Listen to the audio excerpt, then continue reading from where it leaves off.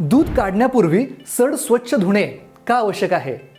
नमस्कार शेतकरी मित्रांनो, तुम्ही रोज जनावरांचं दूध काढता, पण दूध काढण्यापूर्वी एक छोटीशी चूक तुमचं संपूर्ण दूध खराब करू शकते.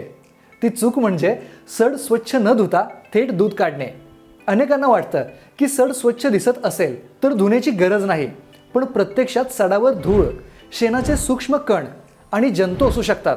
हे जंतू दुधात गेल्यानंतर दुधाची गुणवत्ता कमी होते. म्हणून दूध काढण्यापूर्वी स्वच्छ पाण्याने सड धुवा. त्यानंतर स्वच्छ कापडाने किंवा टॉवेलने पूर्ण कोरडे करा.